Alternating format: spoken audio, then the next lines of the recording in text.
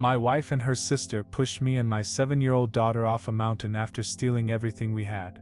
The day Amanda showed up at our doorstep with mascara streaking down her cheeks and a hastily packed suitcase, I should have trusted my instincts. Something in her eyes didn't match the trembling of her lower lip or the way she clutched her handbag to her chest. But Julia, my wife of 9 years, had her arm around her sister before I could even process what was happening. "She has nowhere else to go, David," Julia whispered that night as we lay in bed, her fingers tracing circles on my chest in that way she did when she wanted something. "It'll just be for a couple of weeks, until she gets back on her feet." I nodded, remembering my own family's cold response when I'd needed help years ago. "Of course," I said, kissing Julia's forehead. "She's family, family." The word that would ultimately be my undoing.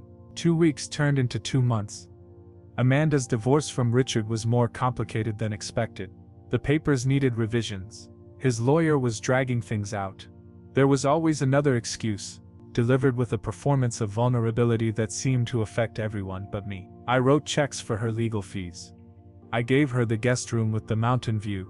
I even let her use my home office when I was at work, running the small but successful tech consultancy I built from nothing over the last decade.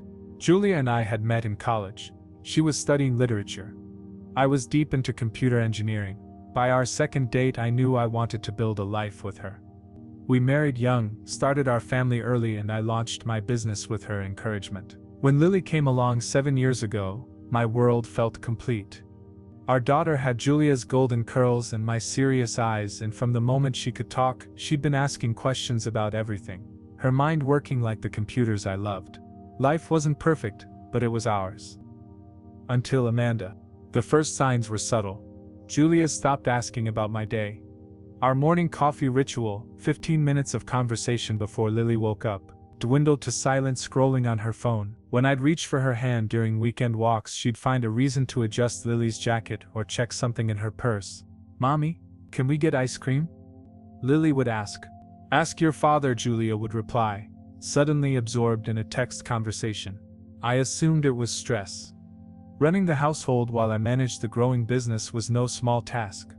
Julia had given up her teaching career when Lily was born, though I'd always encouraged her to return if she wanted. Maybe she was restless. Maybe I wasn't attentive enough. The whispers began in month 3 of Amanda's stay.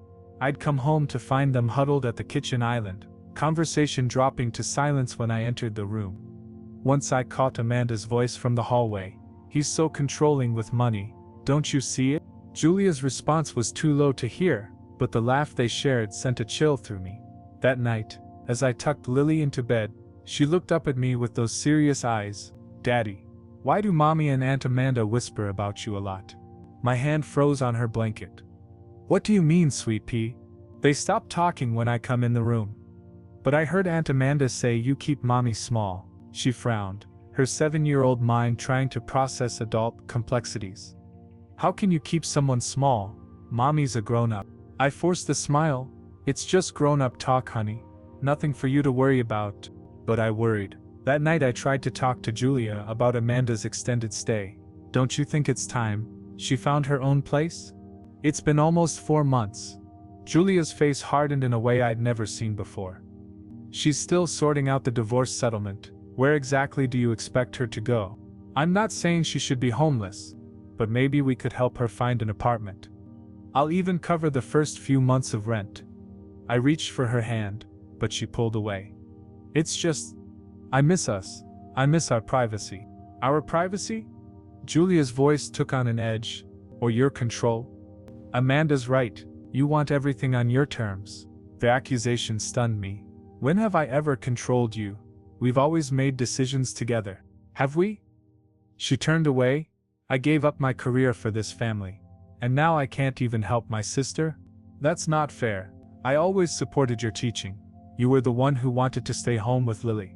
Because you made it impossible to do both." She was shouting now, something she rarely did. "Your work always came first. Your schedule, your needs, your business." The argument spiraled from there, ending with Julia sleeping in the guest room with Amanda.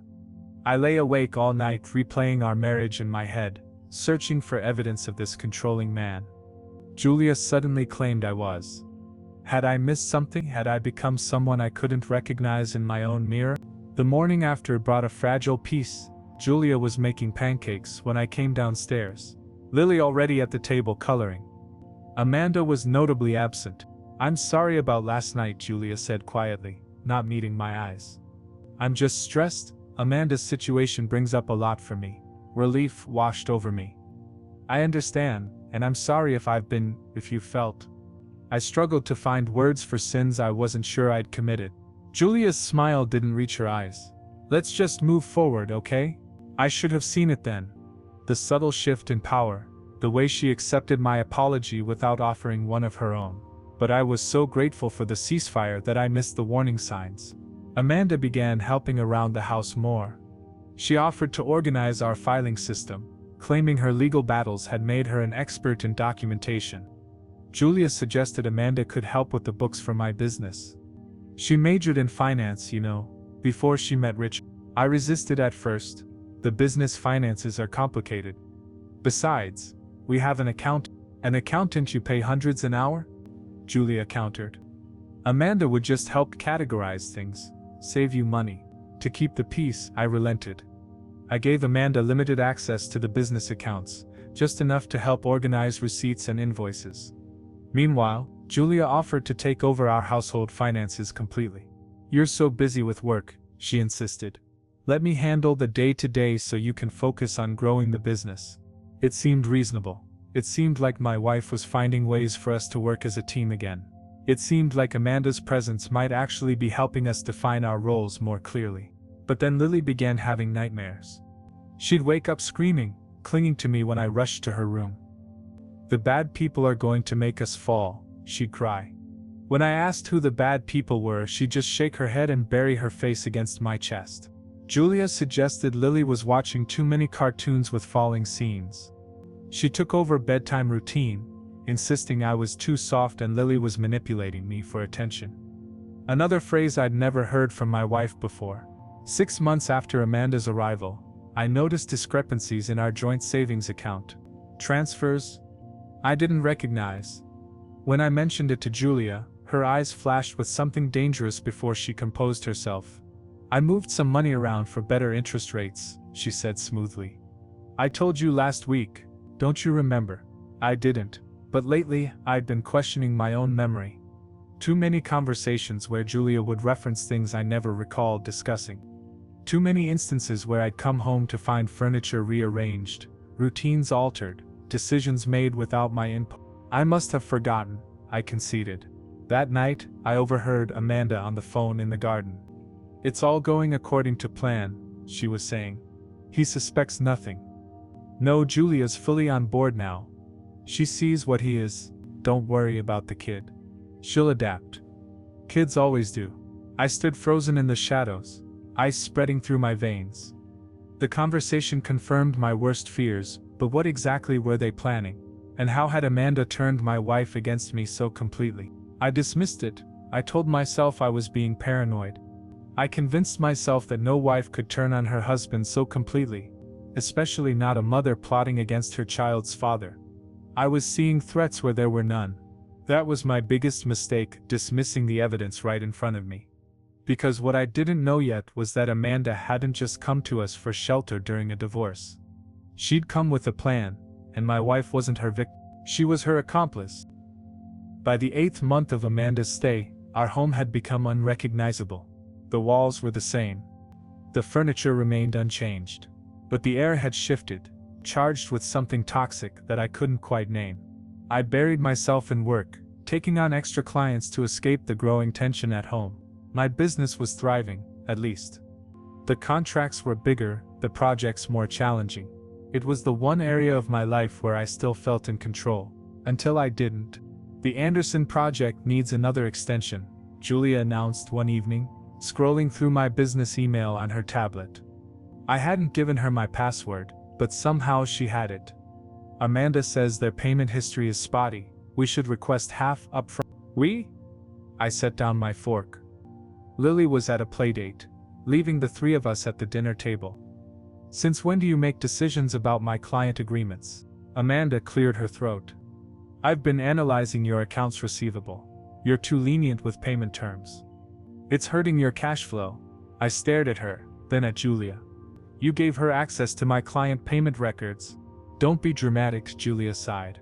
Amanda's helping streamline things. Your business has grown too complex for just you to manage. I wanted to argue, but they presented a united front that made me feel like I was the unreasonable one. Later that night, I tried checking the business accounts, only to discover my credentials no longer worked. We updated the security protocols, Julia explained when I confronted her. Amanda set up a new system. Here's your new login. She handed me a slip of paper. But really, you don't need to worry about this anymore. We're handling it so you can focus on the technical work. I should have fought harder. Should have demanded control. But Julia had become a stranger, cold and calculating, treating me like an employee rather than a partner, and fighting meant risking what little connection remained between us. So I compromised. I focused on client projects while they managed the finances. Week by week, my authority eroded. I became a passenger in my own life, watching as they took over everything I'd built. It started with small changes. The business checking account was moved to a new bank for better terms. Our house's utilities were transferred to Julia's name for simplification. Then Amanda established a more efficient LLC structure for the business, one where my ownership stake was diluted through a web of holding kanging. When I'd ask questions, Julia would snap, "You never cared about these details before. Why the sudden interest? Don't you trust me anymore?" Trust. The word that kept me from seeing the truth. 3 weeks before everything collapsed, I noticed something odd while signing a client contract. The payment instructions directed funds to an account I didn't recognize. "It's the new operating account," Amanda explained smoothly. "Less fees, better fraud protection. All the payments flow back to the main business account anyway." But they didn't. I discovered this accidentally when I ran into my accountant at a coffee shop. He mentioned he hadn't received any statements for the past 2 quarters. "Julia said you'd fired me," he said, confusion evident in his eyes. "Said you were handling things in-house now." That night, I broke into Julia's home office. The locked drawer in her desk contained the truth. Bank statements showing systematic transfers from my business accounts to shell companies.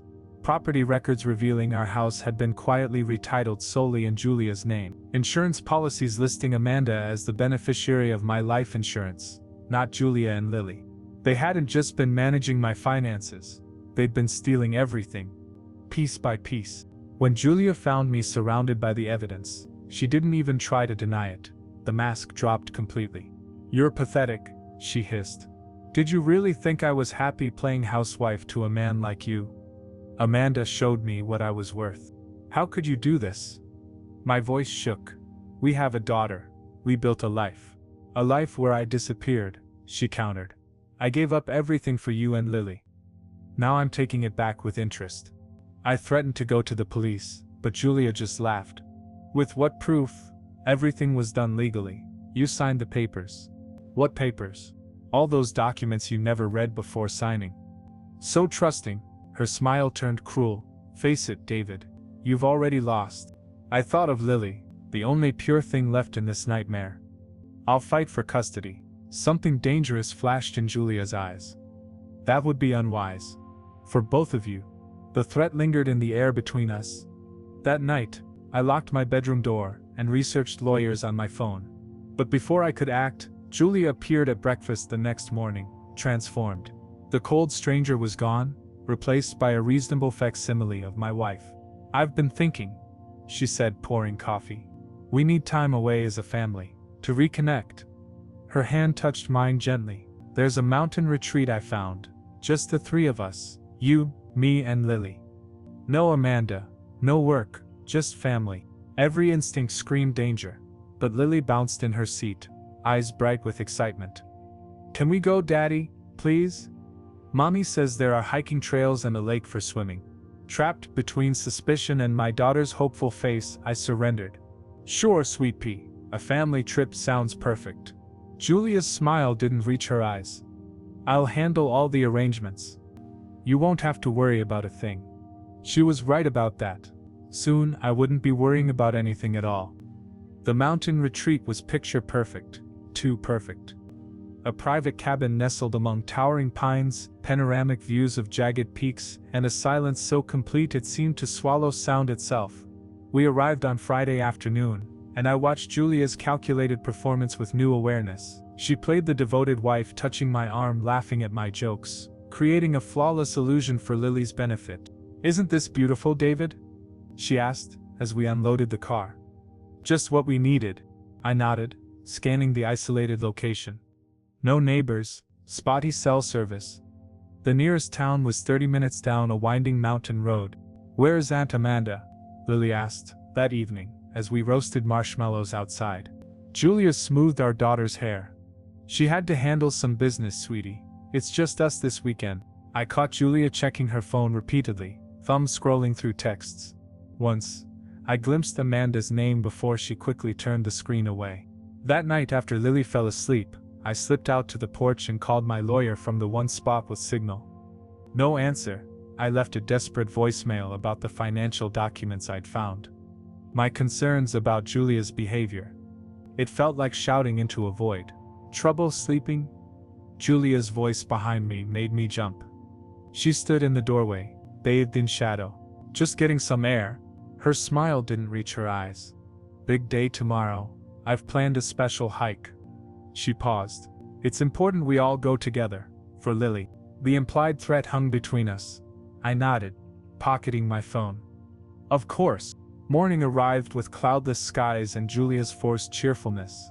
She'd packed a picnic, dressed Lily in new hiking clothes, and mapped our route to what she called the perfect spot. "Amanda recommended it," she mentioned casually as we set out. "She hiked here last summer." So Amanda had scouted the location. The knowledge sat like ice in my stomach. We climbed for 2 hours, Lily chattering excitedly between us. The trail grew narrower, steeper, more treacherous. Finally, we emerged onto a rocky outcropping, a flat plateau that ended in a sheer cliff face. Below at least 100-foot drop, then dense forest. No other hikers in sight, perfect isolation. "This is it," Julia announced brightly. "The view is magnificent." It was.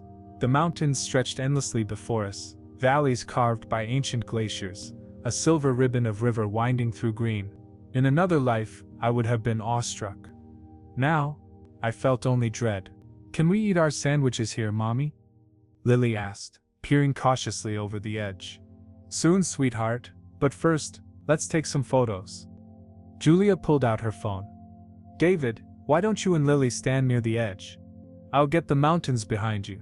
I hesitated, instinctively pulling Lily closer to me. "Come on, Daddy," Lily tugged my hand. "I want to see the birds flying below us." Caught between suspicion and not wanting to frighten my daughter, I allowed her to lead me closer to the precipice.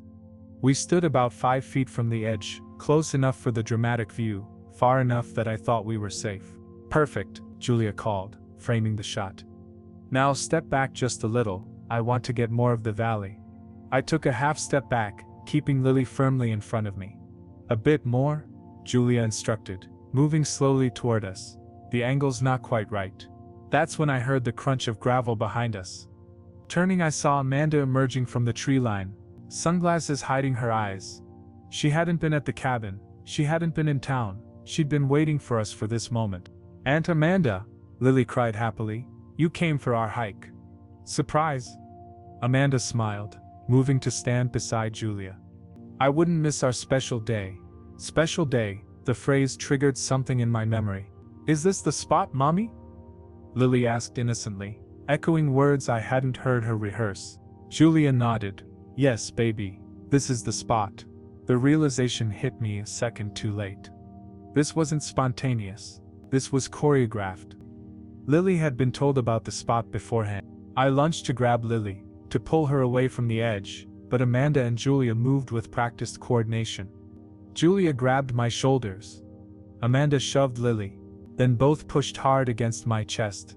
The world tilted. Lily screamed. We were falling. Time slowed as we pitched backward into emptiness.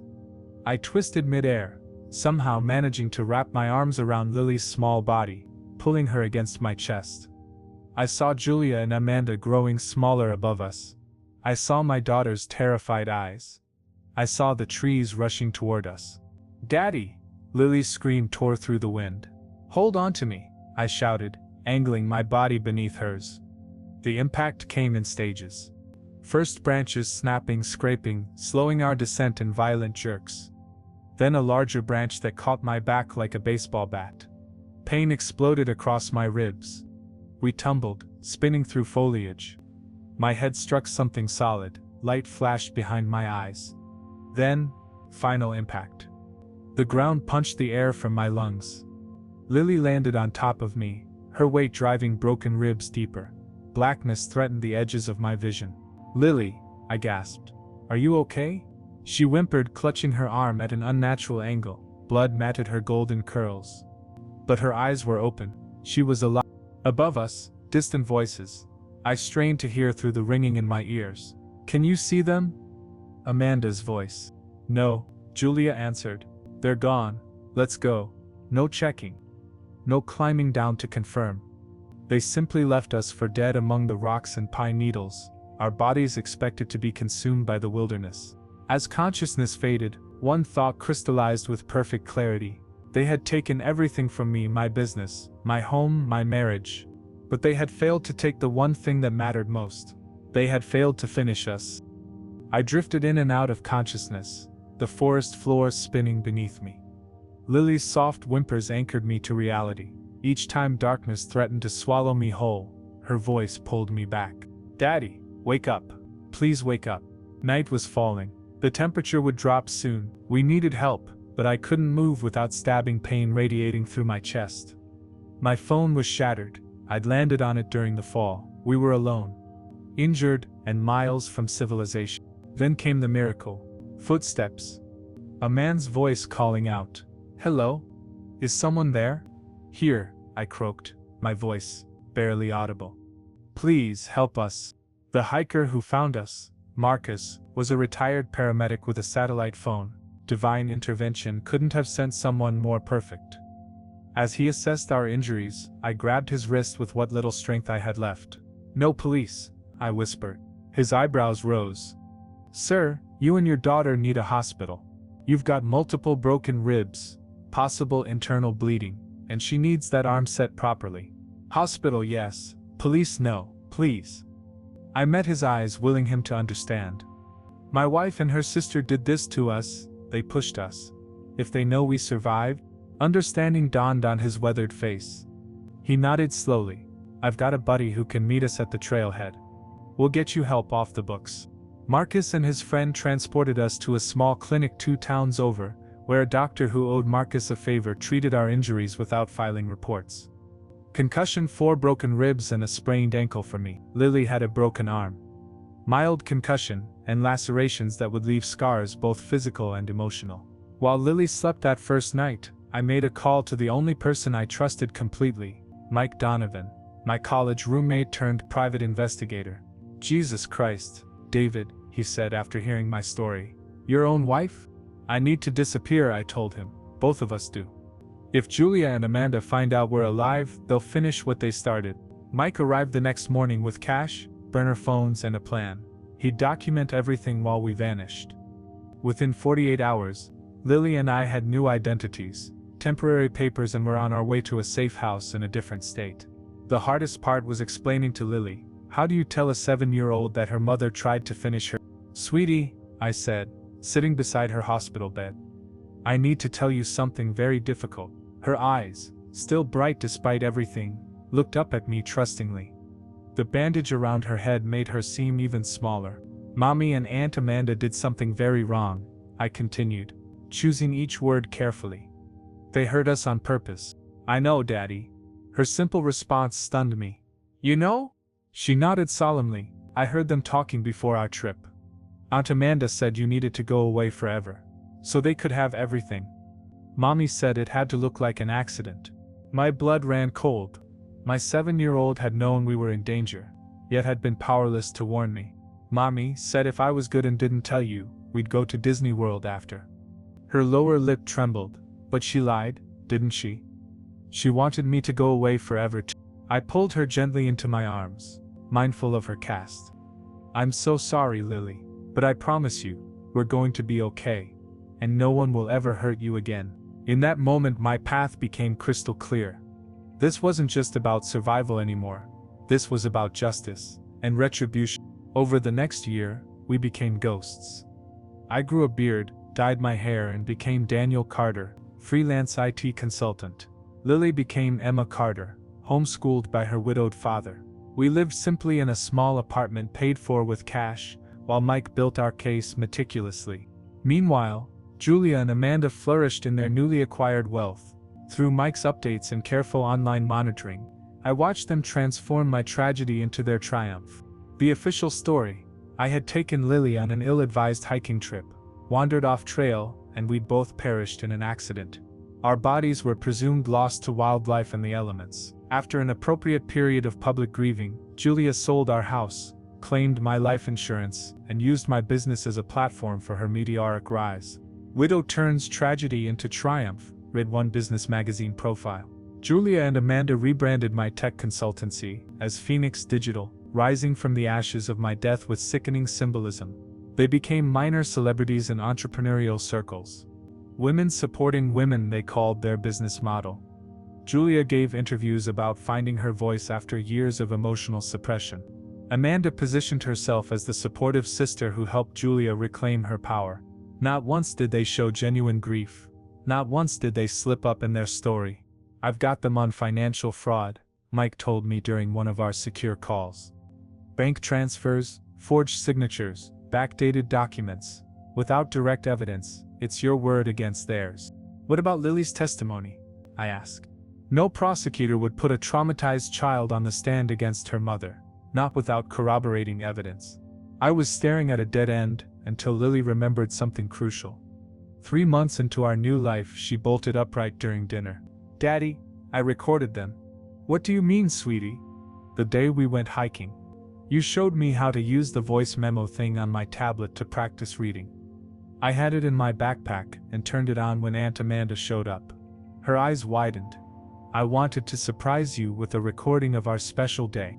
My tablet had been destroyed in the fall, but the recordings had been automatically syncing to my cloud account, an account Julia didn't know existed. When we retrieved the audio file, there it was. Julia and Amanda laughing after the push. Julia's voice, clear as crystal, "Do you think they've hit bottom yet?" And Amanda's chilling response, "Who cares? By the time anyone finds them, we'll be untouchable." The final piece of our puzzle had fallen into place. As we prepared to make our move, Lily asked me a question that stopped me cold. "Are we going to hurt Mommy?" I knelt before her, meeting her serious eyes. "No, sweetie, we're not going to hurt anyone. We're going to show everyone the truth. And then will we be David and Lily again?" I brushed a curl from her forehead, where a thin scar now marked her fall. "We'll be something even better. We'll be survivors." 18 months after our deaths, Julia and Amanda had reached their zenith. Phoenix Digital had tripled in value. They'd been featured in business magazines, praised for their innovative female leadership. Julia had even started a foundation in Lily's name, supposedly to help children who'd lost parents to outdoor accidents. The irony was sickening. "They're hosting a gala next month," Mike informed me during our weekly secure call. "The Phoenix Rising Benefit. Every tech CEO and venture capitalist in the region will be there." I stroked my now thick beard, studying the invitation Mike had forwarded. Perfect timing. My plan had been developing for months.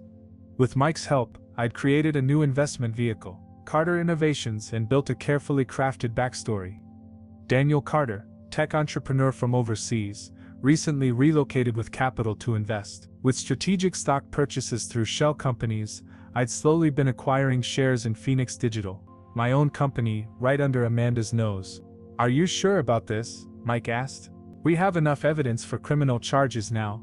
We could just go to the FBI. And what happens to Lily in the meantime?" I countered. Months of investigations, depositions, her mother's attorneys attacking her credibility. "No," I shook my head firmly. "They need to fall in public, the way they rose on the backs of our suffering." 2 weeks before the gala, Carter Innovations made its move. I purchased enough shares to become Phoenix Digital's largest minority investor, forcing a meeting with the executive team. When I walked into the conference room, bearded hair dyed, colored contacts changing my eye color, Neither Julia nor Amanda showed a flicker of recognition. "Mr. Carter," Amanda extended her hand, all business charm. "We're thrilled by your interest in Phoenix Digital." I shook her hand, suppressing the urge to crush her fingers. "The pleasure is mine. Your growth trajectory is remarkable. We believe in rising from adversity," Julia added, her smile practiced. "My late husband started this company, but it was limited by his vision. We've expanded into areas he never imagined. How tragic, his passing," I commented, watching her face. "And your daughters as well?" A shadow crossed Julia's face, not grief, but annoyance at the mention. "Yes, a terrible hiking accident. It's why our foundation work is so important to me." Not once did she say our names. Not once did genuine emotion touch her eyes. "I'd like to sponsor your upcoming gala," I said. "As the new major investor, it would show solidarity with your leadership." Amanda's eyes gleamed with dollar signs. "We'd be honored, Mr. Carter." The night of the gala arrived, exactly 500 days since they'd pushed us off that mountain. The ballroom of the Grand Meridian Hotel glittered with the elite of the tech world. Julia and Amanda held court near the stage, accepting congratulations and praise for their inspirational journey. I circulated slowly, Mike at my side posing as my security detail. In a room upstairs, Lily waited with Marcus, our rescuer, who had become a trusted ally. "They're announcing the major donations in 15 minutes, Mike murmured. "You ready?" I nodded, feeling the weight of the flash drive in my pocket. "Everything set with the AV team? All taken care of. One thumb drive swap and we're good to go." Amanda took the stage first, resplendent in designer evening wear, bought with my money. Tonight represents everything Phoenix Digital stands for: resilience, reinvention, and women supporting women. The crowd applauded. "I'd like to introduce the woman who embodies our company's spirit, who turned personal tragedy into triumph, my sister and partner Julia Harmon." Julia ascended to thunderous applause. "Thank you all for supporting our journey. When I lost my husband and daughter, I thought my life was over." She touched her heart in rehearsed grief. "But Phoenix rises from ashes, and so did I, with my sister's help and the support of this amazing community." The audience ate it up. Cell phones recorded, business reporters scribbled notes. "Tonight we're honored to announce our newest partner and the evening's major sponsor," Julia continued. "A visionary who shares our values, Mr. Daniel Carter." The spotlight found me. As I walked toward the stage, I caught Mike slipping backstage to handle the AV switch. A hush fell over the crowd, anticipating the standard philanthropist speech. I took the microphone, scanning the room. Lawyers Mike had retained stood ready by the exits. 2 plainclothes detectives waited near the bar, warrants in their pockets. "Good evening," I began, my voice steady. "I'm honored to be here celebrating Phoenix Digital's success." I paused, letting the moment build. It's truly remarkable what people can accomplish when they're willing to do anything, absolutely anything, to get what they want. Confusion flickered across Amanda's face. Julia's smile remained frozen in place. "The phoenix is a powerful symbol," I continued. "But there's another creature that might be more fitting for tonight: the ghost." I reached up and peeled away the facial hair, prosthetics Mike had helped me perfect. I removed the colored contacts. I stood before them as myself. "Some ghosts don't stay dead," I said into the sudden silence. "Some come back with evidence." Amanda stumbled backward, Julia's face drained of color. On the massive screen behind me, the video began to play. Lily's audio recording, synced with financial documents showing the systematic theft, culminating in the damning words, "Do you think they've hit bottom yet? Who cares? By the time anyone finds them, we'll be untouchable." Then the side doors opened, and Lily walked in with Marcus, her small face solemn, the scar on her forehead visible to all. The room erupted in chaos. Flashbulbs exploded. The detectives moved in. As Julia's eyes locked with mine in pure hatred and terror, I leaned close to the microphone one last time. "You took everything from me," I said quietly. "Now watch me take it all back." The next 72 hours unfolded like a fever dream. Video clips from the gala went viral within hours. Phoenix fraud and dead man returns trended nationally. News vans camped outside the police station where Julia and Amanda were being processed on charges of attempted fraud and conspiracy. I had expected to feel vindication, even joy. Instead, I felt a strange hollowness as I watched my wife, the woman I had once built a life with, led away in handcuffs, eyes vacant with shock. Beside me, Lily squeezed my hand. "Is it over now, Daddy?" she whispered. I kissed the top of her head. "Almost, sweetie. Almost." The media frenzy was relentless.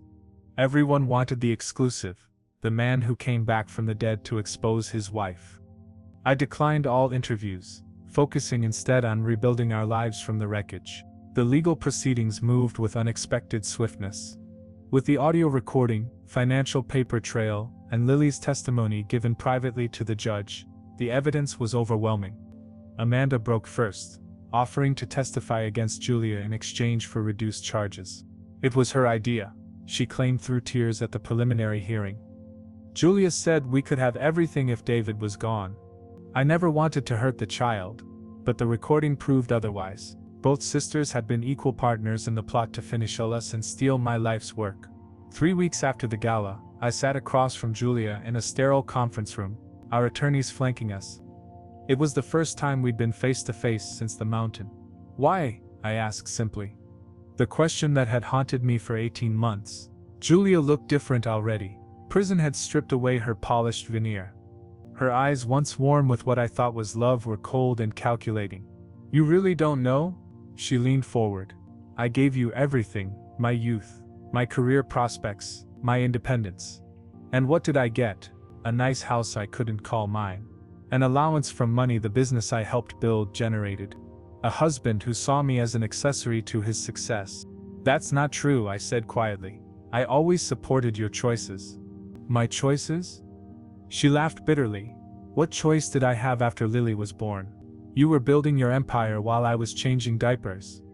Amanda showed me I could have more, that I deserved more. And Lily? Our daughter? Did she deserve to die too?" Something flickered in Julia's eyes, not remorse, but annoyance. She would have been fine with me. She was just in the way that day. In that moment, I realized the woman I had married had never truly existed. Or perhaps she had, but somewhere along the way she had twisted into this hollow shell before me. "The DA is offering 25 years, my attorney interjected. "Given the evidence, it's a generous deal." Julia signed the plea agreement without further comment. As the guards led her away, she glanced back once. "You should have died on that mountain," she said flatly. "It would have been easier for everyone." "Not for Lily," I replied, "and not for me." Amanda received 18 years with the possibility of parole. Julia got 25, no possibility of early release. The business empire they built on my near-death collapsed overnight. Investors pulled out, clients fled. The Phoenix Digital stock became worthless within weeks. 6 months after the gala, I stood in the empty offices of what had once been my company, now mine again in name but hollow at its core. The Phoenix Rising Foundation had been exposed as little more than a tax shelter. The awards and magazine covers featuring Julia and Amanda had been removed, leaving ghostly rectangles on the walls. "What are you going to do with it?" Mike asked, surveying the abandoned space. I took a deep breath. Rebuild. But differently this time. The next day, I registered a new company, Lily's Ascent Technologies. The mission statement was simple: helping survivors of domestic violence and financial abuse rebuild their lives through technology, education, and employment. I sold our old house, too many ghosts lingered there, and bought a sunny cottage near the ocean where Lily had always wanted to live. Each morning, we walked on the beach, collecting shells. Each night I checked under her bed for monsters, knowing the real ones were safely locked away. Recovery came in small moments. The first time Lily slept through the night without nightmares. The day she laughed without immediately looking guilty, as if joy were forbidden after such betrayal. The afternoon she asked if she could take swimming lessons, overcoming her fear of water that had plagued her since the fall. On the anniversary of our deaths, we held a small ceremony on the beach. Just us, Mike and Marcus. "What are we celebrating, Daddy?" Lily asked, watching me light a paper lantern. "Not celebrating," I corrected gently. "Commemorating. Remembering who we were so we can honor who we've become." We released the lantern together, watching it drift skyward in the twilight. "Are you still sad about Mommy?" Lily asked, her hands small in mine. I considered the question carefully. "I'm sad about what happened. I'm sad about what could have been. But I'm not sad about where we are now. She nodded, wisdom beyond her years in her eyes. We didn't just survive, she said, echoing words I'd told her months ago. We outlived them. As darkness fell, I looked at my daughter's profile against the setting sun. The scar on her forehead had faded to a thin silver line, visible only if you knew to look for it. Like all our wounds, it had changed us, but not defined us. They'll never see the top again, I whispered, more to myself than to her. But Lily heard me. She squeezed my hand and smiled. But we will, Daddy, we will.